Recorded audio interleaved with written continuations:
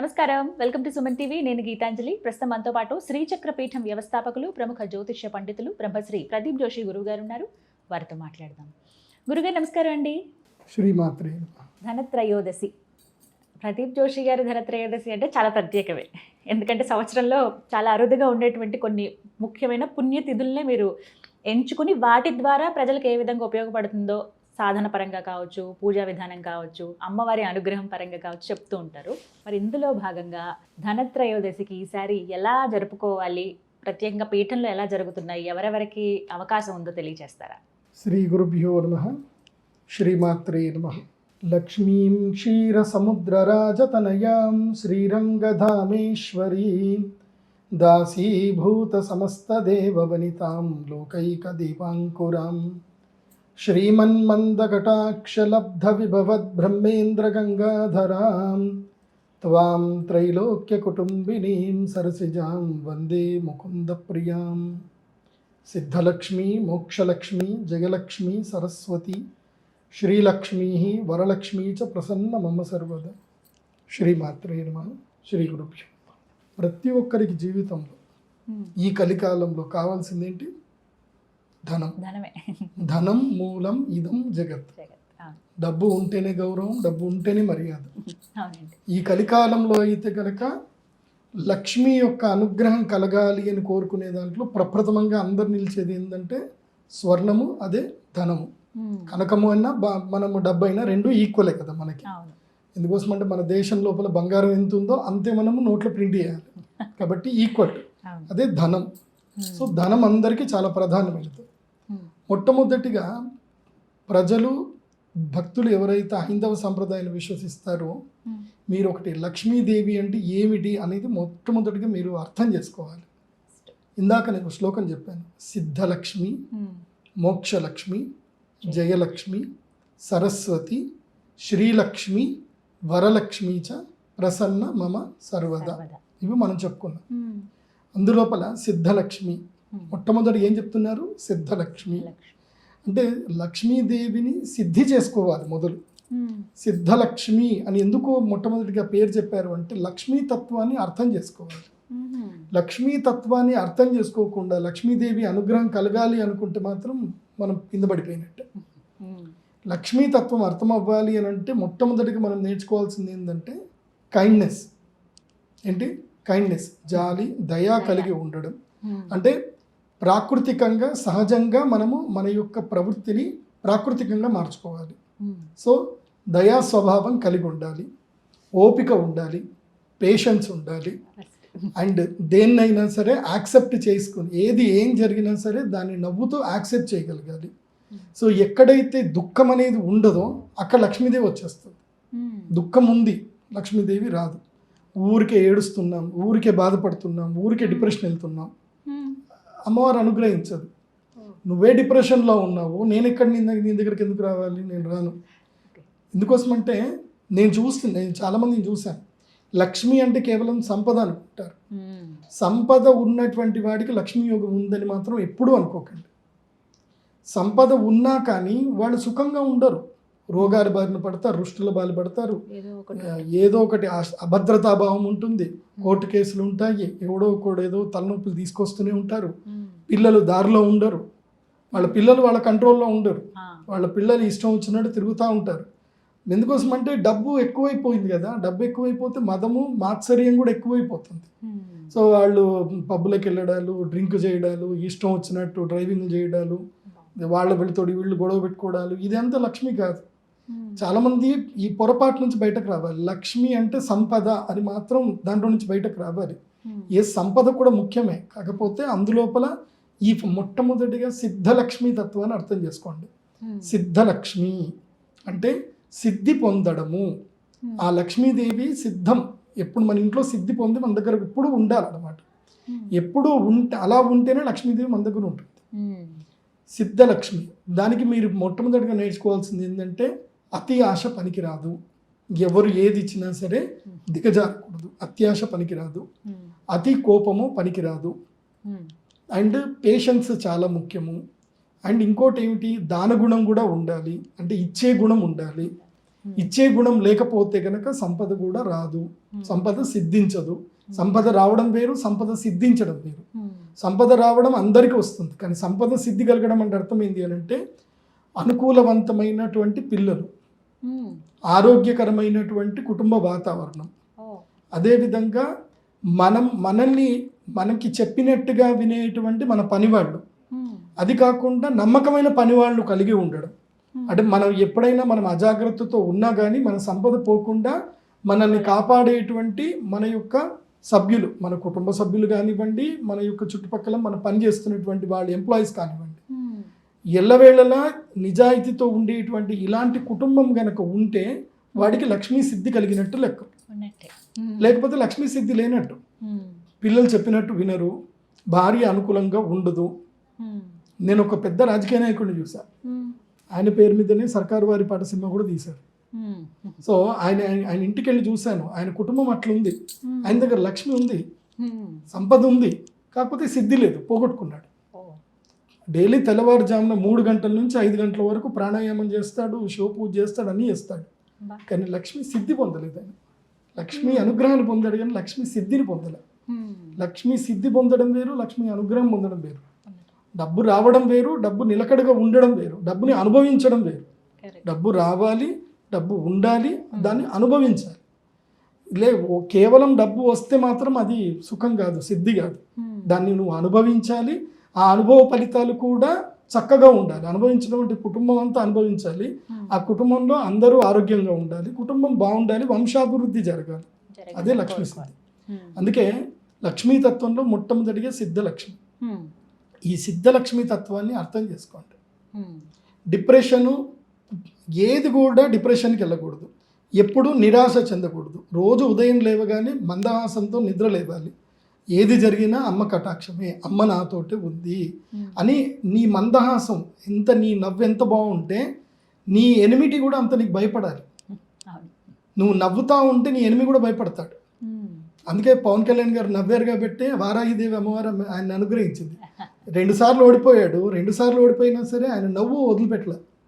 పవన్ కళ్యాణ్ నవ్వు వదిలిపెట్టలే, ఆయన ధైర్యం వదిలిపెట్టలే, ఆ కాన్ఫిడెన్స్ వదిలిపెట్టలే. అందుకే వారాహి అమ్మవారు ఆయన అనుగ్రహించింది. అదే చెప్తున్నా, అది నేర్చుకోండి. అది సిద్ధలక్ష్మి. తర్వాత మోక్షలక్ష్మి.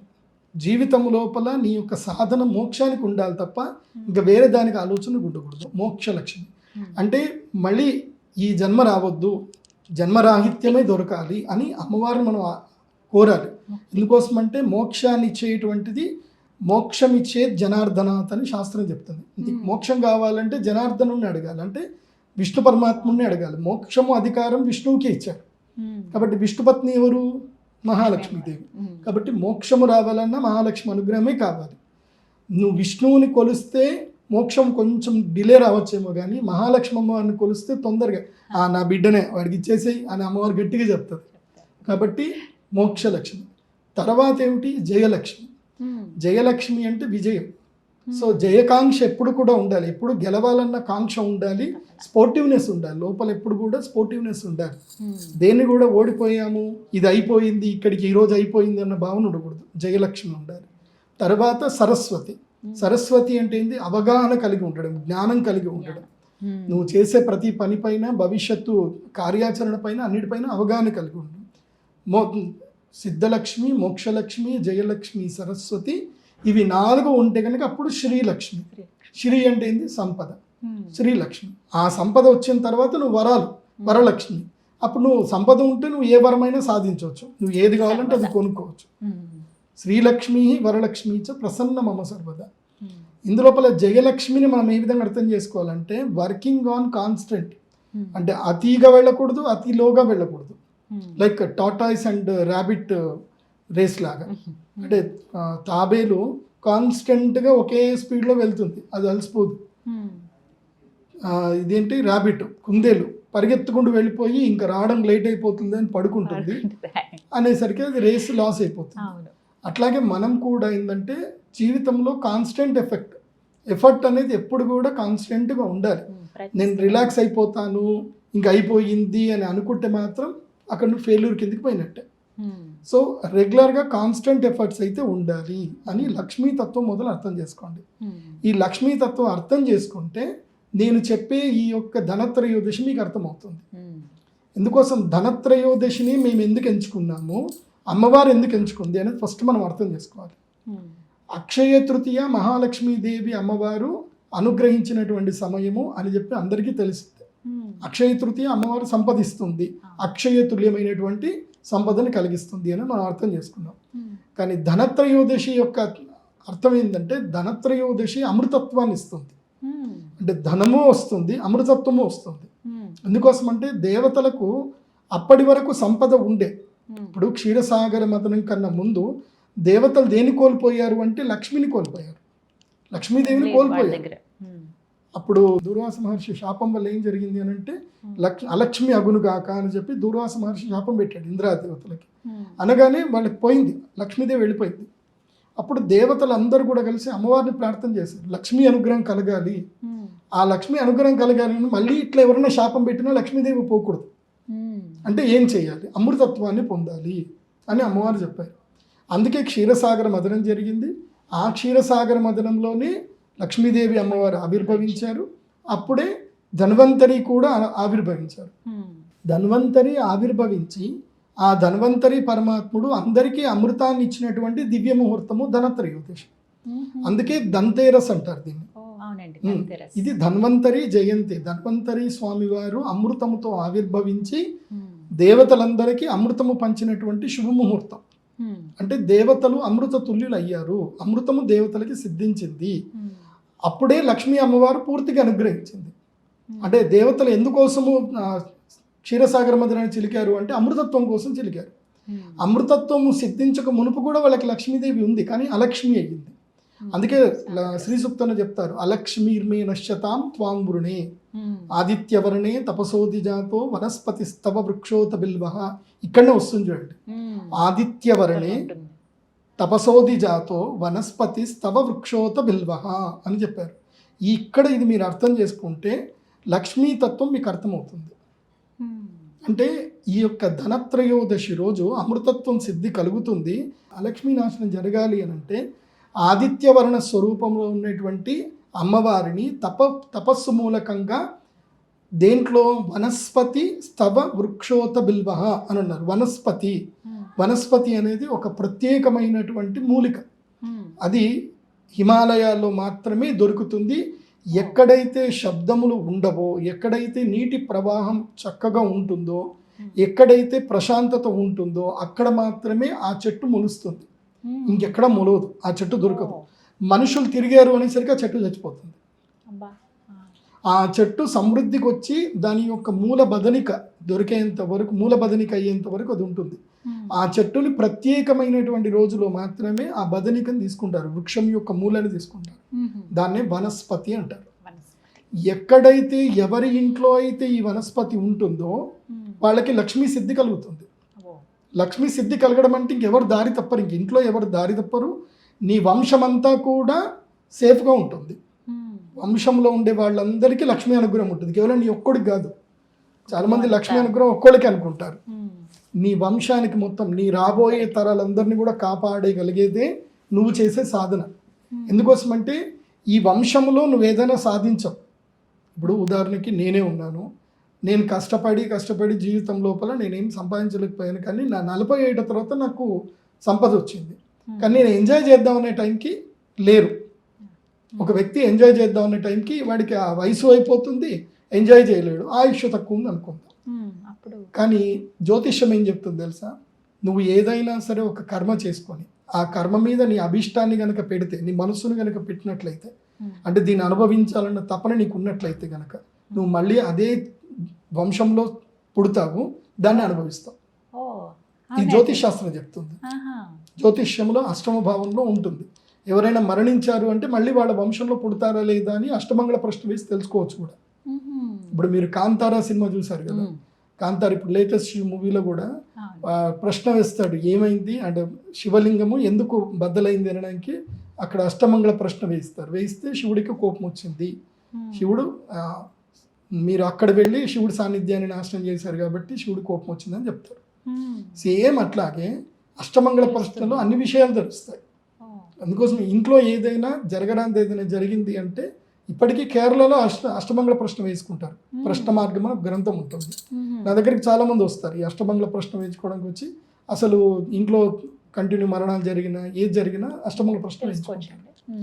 ఈ అష్టమంగళ ప్రశ్న ద్వారా ఈ పుట్టినటువంటి పిల్లవాడు మా వంశానికి సంబంధించినటువంటి వాడా, లేకపోతే ఈ కారణ జన్మ సంభూతుడా, లేకపోతే కర్మఫలంగా పుట్టాడా అనేది చాలా విషయాలు మనం తెలుసుకోవచ్చు.